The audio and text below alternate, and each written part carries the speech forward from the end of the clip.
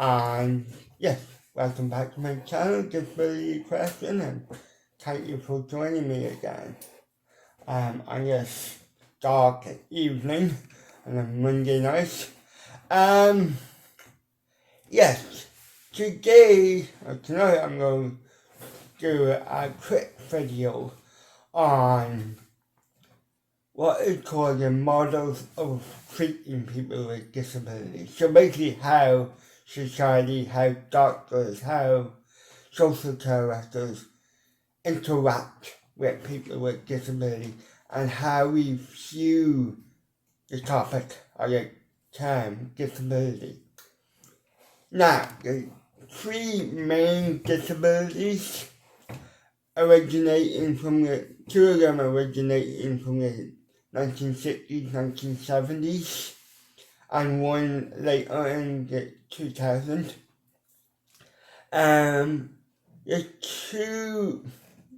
The top two ones would be originating from the 60s and 70s, would be the medical model and the social model. Now these are meant to be the polar opposite of each other, and I'll get into that in a few minutes. And the third one is what is called the International Classification of Function, Disability and Health, also known as the ICF. And it was developed in 2001 by the World Health Organization. So the main two ones that we actually do use in designing policy, working with people with disabilities, treating people with disabilities, are the medical model and the social model. They would be the main two. And then to a lesser extent, the ICF. So, what do they mean? Well, the medical model is basically, as it is, suggests it's run by doctors. It suggests that people with disabilities have an impairment or something that is broken, something that is wrong with the body, and the body is not normal, in a sense. And it's up to the role of the medical profession to cure, to correct, to bring the body back to normal, what is termed normal. And that's basically what it is. It's to correct what is deemed abnormal by the medical model and society, and to correct it to what is normal. So it was all about curing illness and curing disease. Now, on the face of it, you may ask, well, that sounds good. And one way it does, don't get me wrong. But in another way, it actually was really detrimental.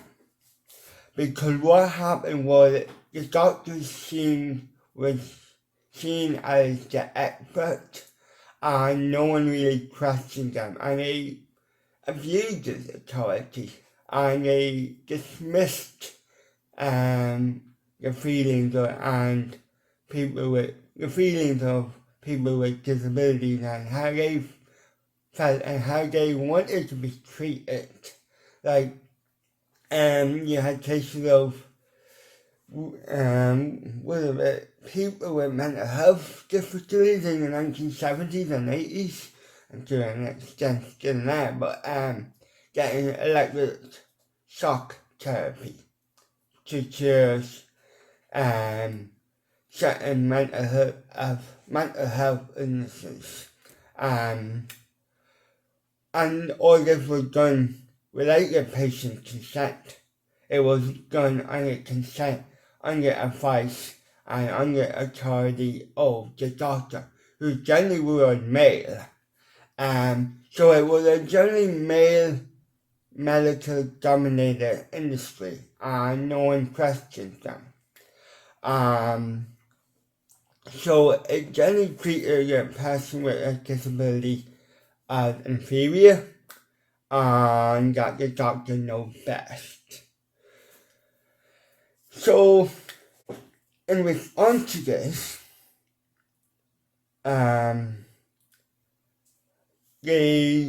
another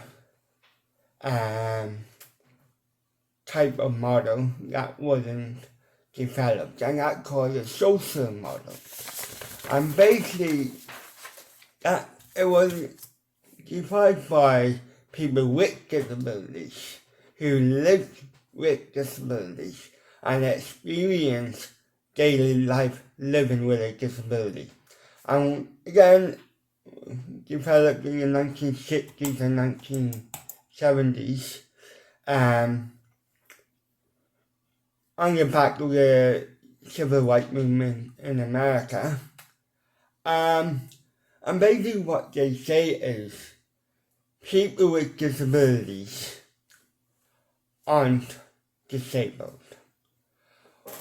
What is they are disabled by society. And a simple example of that is basically you have a person in a wheelchair who on a flat surface can get from A to B to C to D, right? No problem. But once you put a step or stairs in front of A, B, and C, the person is disabled.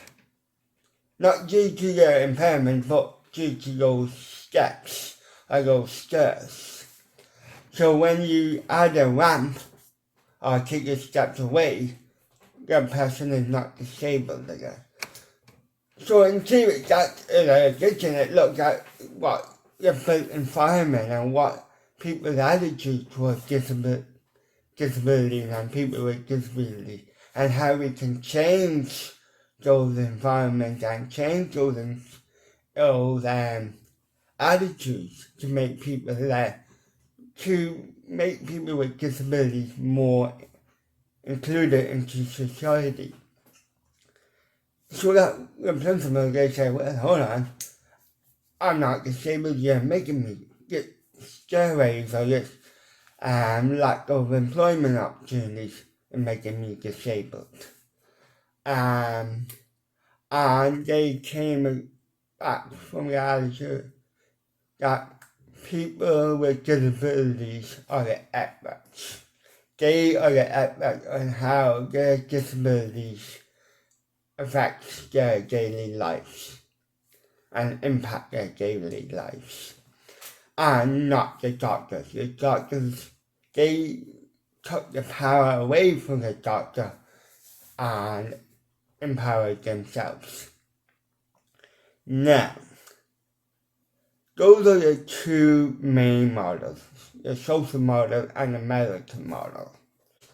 Now, the third model it's kind of like a hybrid of the both, of a medical and a social model.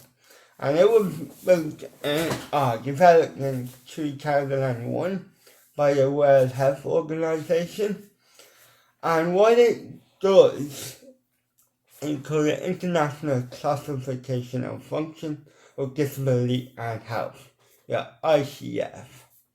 And basically what it does, it takes the person on an individual basis, really. And it looks at them under one main heading, which is called the health condition, and then it splits that main heading into three different categories. So you have the body structure and function, then you have the second one, which is the activity and participation, and then you have the third one, which is the environment and personal factors.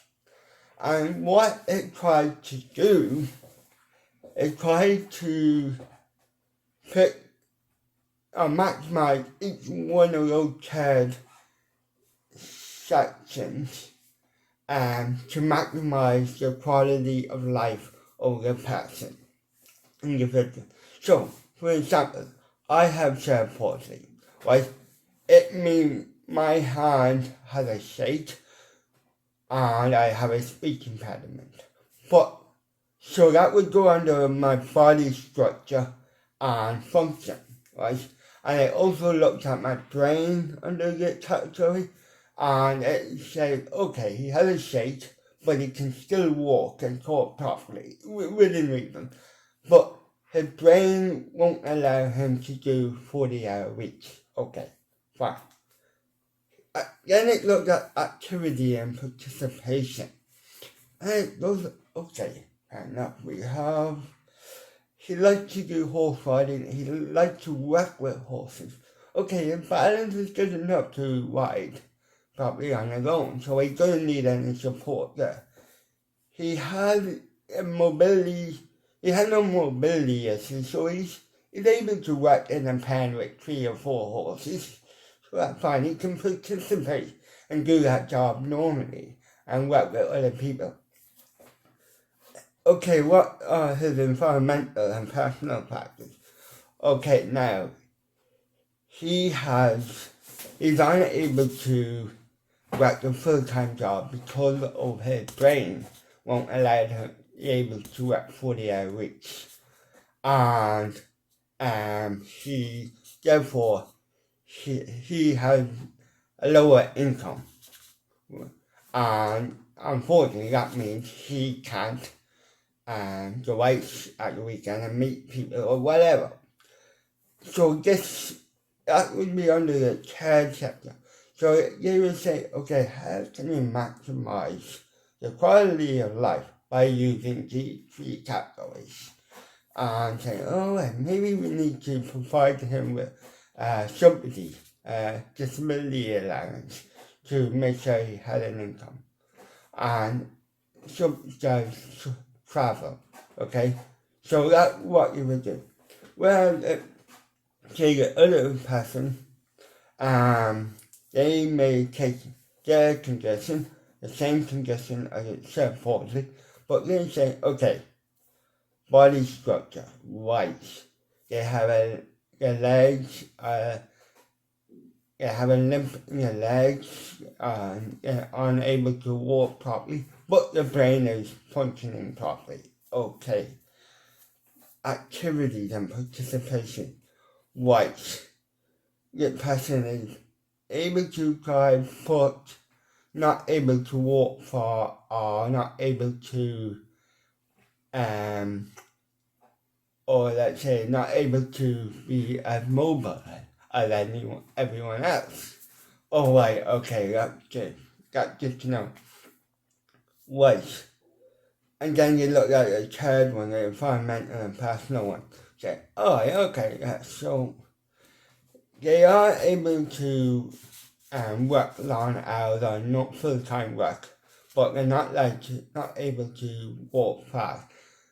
So the person's able to work in an office and earn a full-time wage, and therefore we don't need to provide the support like we did for me, for David. So this is what they would think about. This is what a doctor would consider. And that is the international classification of function, disability and health. That's how it basically works.